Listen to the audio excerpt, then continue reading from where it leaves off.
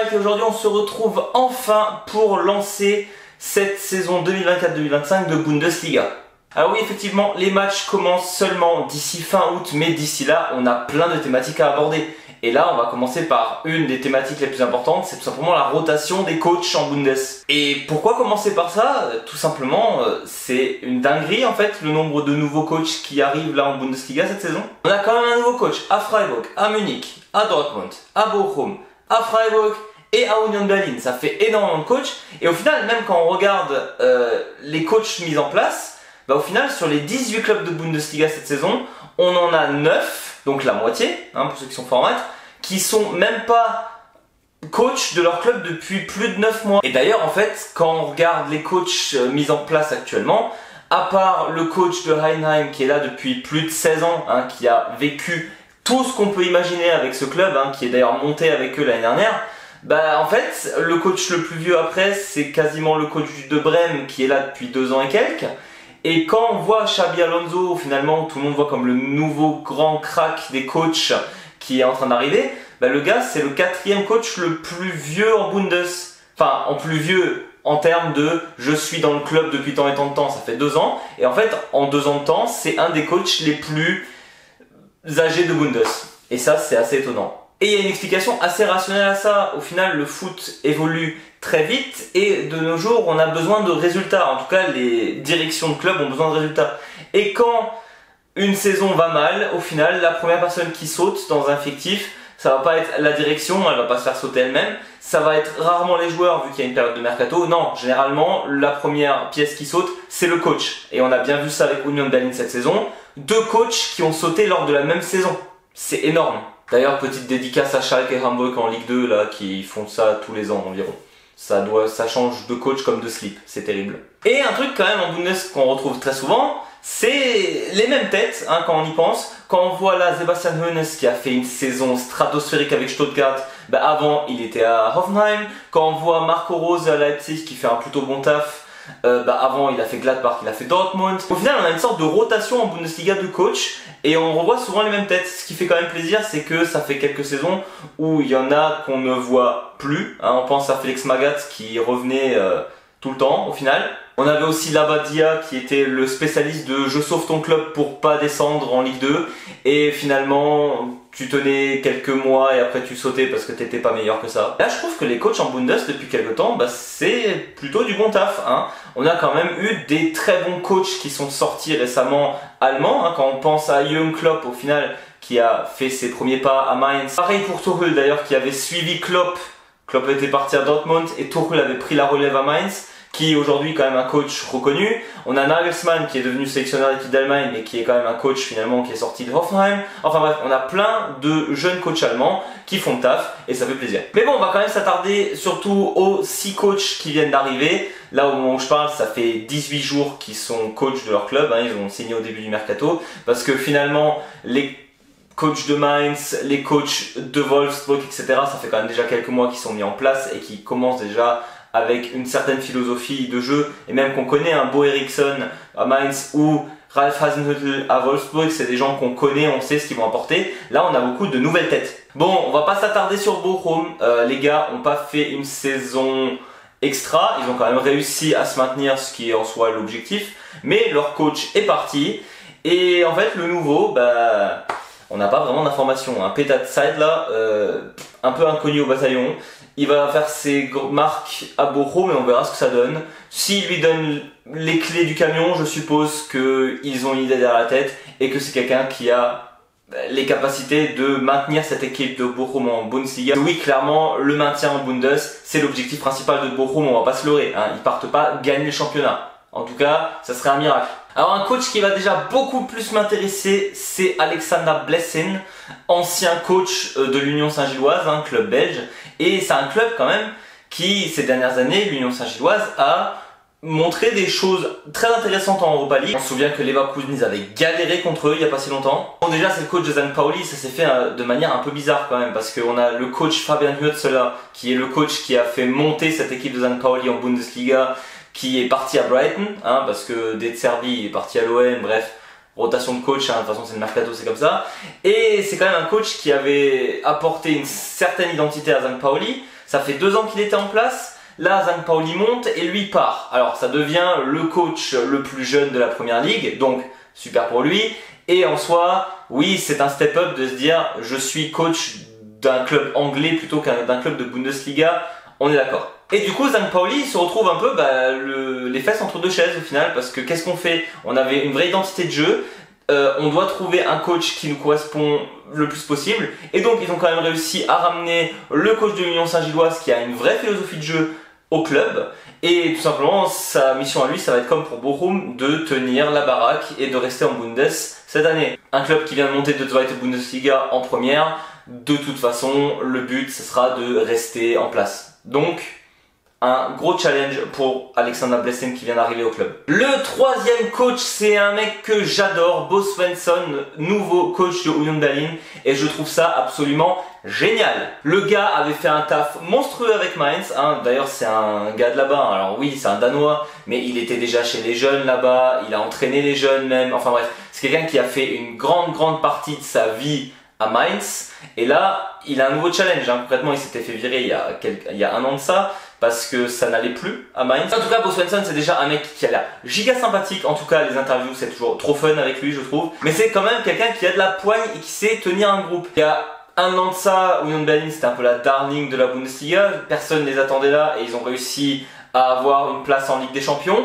Et malheureusement, c'est là où tout a commencé à chuter pour eux, dans le sens où c'était très dur pour un club comme ça de tenir le rythme en Bundesliga et en Ligue des Champions. Surtout dans le groupe dans lequel ils ont fini.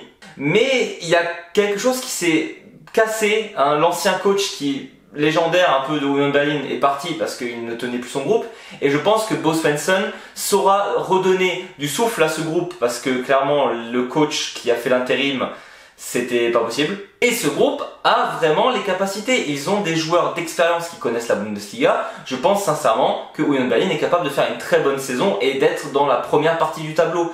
Et un coach comme Bo Svensson est vraiment ce qu'ils ont besoin pour réussir cela. Et là on arrive au top 3 des coachs qui vont faire cliquer cette saison. On a déjà Julian Schuster au ST Freiburg. Et alors celle-là, elle fait très mal. Ça faisait depuis 2011 que le ST Freiburg avait le même coach. Christian Streich est parti, le coach qui était là depuis le plus longtemps, parce qu'au final ça fait plus de 29 ans qu'il travaillait au club, en tant que coach pour les jeunes, en tant que manager, en tant que recruteur, bref, il a tout fait dans ce club.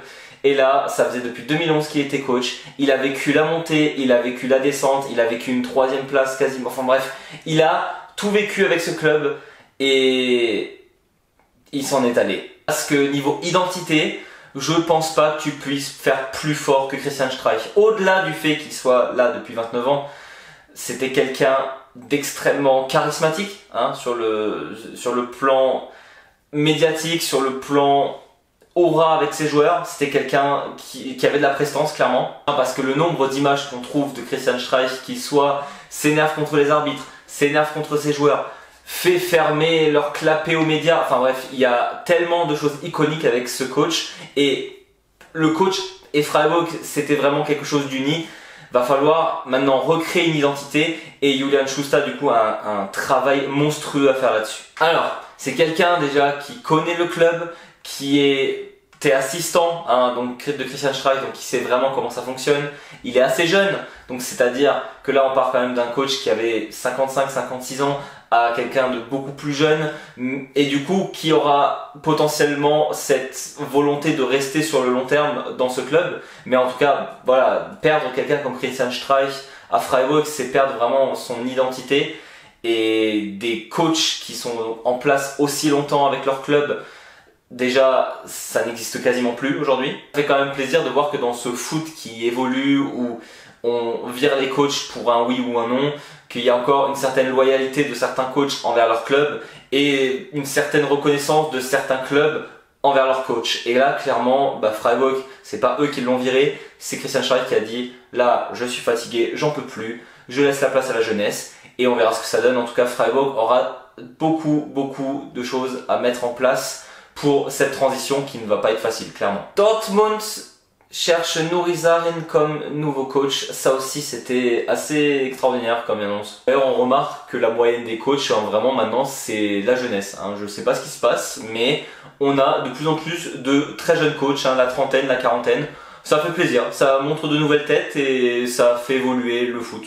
C'est cool. C'est pas quelqu'un qui sort de nulle part. Nuri Sahin c'est clairement quelqu'un qui a joué à Dortmund en tant que joueur assez longtemps. Il était bon en plus, c'était vraiment un bon joueur. Et qui est là dans le staff de Dortmund depuis déjà plusieurs années. Mais bon, on perd quand même aussi un enfant du club, Edin Terzic, qui était là à Dortmund. Pareil que avant quand je parlais de Svensson qui était depuis la jeunesse à Mainz, Terzic il est depuis sa jeunesse à Dortmund. Il a entraîné les jeunes, il a été recruteur à Dortmund, ça fait plus de 10 ans qu'il fait partie du club. Il a déjà été coach à un moment, puis ensuite il était plus intérimaire, c'est Marco Rose qui avait pris sa place, qui finalement avait complètement flop à Dortmund, donc il est parti à Leipzig, enfin bref. Et il a repris le flambeau, et voilà, c'est quelqu'un qui vraiment aime ce club. D'ailleurs on l'a vu, ses adieux au Borussia Dortmund, c'était quelque chose de très très émouvant. Bon, il a quand même pas rien ramené à Dortmund, il a gagné une Coupe d'Allemagne contre Leipzig en finale où il les avait déboîtés il y a quelques temps. Il est allé en finale de Ligue des Champions en fait il y a quelques mois. On a tendance à oublier que le finaliste contre le Real c'était Dortmund. Et ils étaient pas ridicules en finale. Si Adeyemi avait plus cadré ses tirs, ils auraient sûrement gagné même. Mais bon, malgré ça, ça n'allait plus entre Terzic et la direction. Clairement, il y a eu des embrouilles, ce qui fait qu'ils partent prématurément. Et les résultats en Bundesliga ne sont pas les résultats attendus. Dortmund est censé être un top 3 de Bundesliga, les yeux fermés. C'est ce que attendent les dirigeants de Dortmund. Et en même temps, ils ont l'effectif pour. Et là, actuellement, vu tout ce qu'ils sont en train de racheter, s'ils rachètent pas toute la Bundesliga et qu'ils finissent pas top 3, c'est la honte. Et donc, on se retrouve avec Nuri Sahin qui se retrouve projeté dans un club où on est finaliste de Ligue des Champions, donc on a des grosses attentes. Mais en même temps, on bat les meilleurs clubs de Bundesliga, mais on perd contre les moins forts. Enfin bref, Dortmund, c'est un paradoxe en soi, clairement. Et lui, il va devoir, en tant que rookie, en tant que nouveau coach, essayer de trouver un équilibre dans son effectif. Et j'ai l'impression que les transferts sont faits pour qu'il l'ait de la manière la plus optimale possible. On ne sait pas encore exactement ce qu'il va faire, Nuri Sahin, on ne l'a pas vu en tant que coach, mais voilà, ça va être quelqu'un qui va jouer très offensif, en tout cas, c'est dire. Et c'est sûrement ce qu'a besoin de Dortmund, de plus de possession et de jeu offensif au vu des joueurs qu'ils ont. Donc on verra, ça va être très intéressant de voir ce que donne ce coach, parce que j'avais l'habitude de le voir en tant que joueur, et surtout de voir est-ce qu'on aura le futur très bon coach joueur en Bundesliga. Et on finit avec un ancien joueur qui est coach depuis quelques temps, Vincent Kompany. Et alors ça, je ne l'aurais jamais cru. Vincent Kompany au Bayern, je n'y croyais pas du tout. Vincent Kompany, il remplace déjà Thomas Tuchel. Thomas Tuchel, on en pense ce qu'on veut. Moi, je pense toujours que c'est un coach excellent. C'est quelqu'un qui a quand même amené Chelsea à gagner la Ligue des Champions, qui a amené le PSG très loin, qui avait montré des choses extra avec Dortmund, et c'est pareil, des embrouilles avec la direction qui a fait qu'ils partent. Voilà, pour moi, Tuchel est un excellent coach, mais déjà le Bayern, de base, ne devait pas virer Nagelsmann. C'était une mauvaise idée en soi. Bon, maintenant il a le coach de sélectionneur, je suis très content en tant que fan de l'équipe d'Allemagne qu'il ait pris ce poste, mais au Bayern, ça aurait été génial qu'il reste. Le problème au Bayern, ce n'était pas le coach, c'est tout ce qu'il y a au-dessus, c'est au niveau de la direction qu'il fallait changer des choses. D'ailleurs, ça a changé, mais bon, ça met du temps à s'améliorer. Et donc Tuchel avait été projeté dans ce club où la direction ne savait même pas elle-même où elle allait et n'a pas fait les résultats qu'on veut d'un FC Bayern. Ça n'a pas gagné de trophée l'année dernière. En même temps, Leverkusen dominait grave, donc rien à dire. Pour le Bayern, une saison blanche, c'est une saison mauvaise. C'est le Bayern, ça faisait plus de 10 ans qu'ils étaient champions en Bundesliga. Ça fait mal. De ne rien gagner, ça peut se comprendre, surtout quand ça fait autant de temps que tu es habitué à dominer. Et dans ce marasme, Tuchel part et le Bayern n'arrive pas à recruter un nouveau coach. Je veux dire, Rangnick, le coach de l'Autriche, a dit non, il y a d'autres coachs qui ont dit non, et finalement il se retrouve avec Vincent Kompany. Alors évidemment il y a les blabla habituels où ils vont dire que c'était un choix évident. Non, ce n'était pas un choix évident du tout. Déjà, le Bayern a l'habitude de prendre des coachs d'expérience. Nagelsmann, c'était un peu un ovni dans ce milieu-là, mais en même temps, c'était un mec qui était en train d'exploser en tant que coach et que tout le monde voyait qu'il avait un talent de fou. Mais bon, le Bayern, c'est quand même un club de classe mondiale. Les gars ont gagné 6 fois la Ligue des Champions, c'est le champion allemand incontesté. À tous les ans, c'est un grand favori pour la Ligue des Champions. Généralement, le Bayern a besoin d'un coach d'expérience. Et du coup, là, ils n'ont pas réussi à en avoir un. Alors, plein de théories pourquoi ils n'ont pas réussi. Ma théorie la plus probable, c'est que la direction ne sait tellement pas où elle va et tout le monde se rend compte que ça va tellement pas en interne à Munich que personne ne voulait venir. C'est peut-être pas pour rien. Et donc, quand tu n'arrives pas à avoir de coach d'expérience, tu prends un coach qui est à la cote. Et Vincent Kompany, on peut pas dire que ce soit un mauvais coach. Il a quand même réussi à faire monter Burnley en première ligue. Et c'est pas parce que là, il est redescendu avec que ça fait de lui un mauvais coach. Je veux dire, Burnley par rapport au budget de la première ligue, c'est pauvre, Donc, c'est pas une honte de descendre avec ton club. Surtout dans un championnat aussi disputé que la première ligue. Vincent Kompany est un coach qui se veut avec la possession de balle, Il se dit beaucoup inspiré de Guardiola en même temps qu'il ne l'est pas dans les coachs. Et lui souhaite jouer la possession de balle un maximum et le pressing. Donc, avec l'effectif du Bayern, évidemment, la possession de balle, c'est du pain béni pour lui, parce que c'est le jeu du Bayern. Et surtout, le Bayern a quand même cherché un coach qui s'ancre dans les traditions du Bayern du 4-2-3-1 et Kompany n'a pas décidé de changer ça. Donc à ce niveau-là, on est raccord au niveau du coach, du staff et de la direction. Et là où il y a 2 ans, quand le Bayern on voyait que ça n'allait pas trop, je me suis dit, il devrait peut-être développer certains jeunes et faire une saison off. Là je parle d'avant les transferts de Guerrero, de Harry Kane, etc. Finalement le Bayern c'est le Bayern, ils ne peuvent pas s'empêcher d'être de classe mondiale tous les ans, donc ils ont fait des transferts de classe mondiale, quand même Harry Kane c'est quand même une dinguerie quand il est arrivé. Mais bon, vu les joueurs que tu as dans ton effectif, maintenant tu ne vas pas dire à Harry Kane, non écoute, on va développer les jeunes, marque des buts et c'est bon, tu ne gagneras rien. Déjà, lui est venu au Bayern pour gagner des trophées et on espère pour lui que ça arrive enfin. Et donc ils essayent de mettre les moyens et ils font plein de transferts. On a Palinha qui est arrivé, on a Olise qui est arrivé de Première Ligue, on a Ito qui est venu de Stuttgart, enfin bref. Le Bayern est en train de se créer un effectif pour justement que Kompany puisse jouer son jeu et apporter résultat au Bayern. En tout cas, ce que j'espère avec le Bayern, sincèrement, c'est que si ça ne marche pas tout de suite, qu'il lui laisse un peu de temps, parce qu'on a bien vu, Tuchel, c'était peut-être pas la meilleure idée de le virer tout de suite, je pense qu'il aurait pu faire des choses l'année prochaine. Nagelsmann, pareil, ils l'ont viré beaucoup trop prématurément parce qu'ils attendent des résultats. Là, on sait que les résultats, de toute façon, on ne les a pas eus.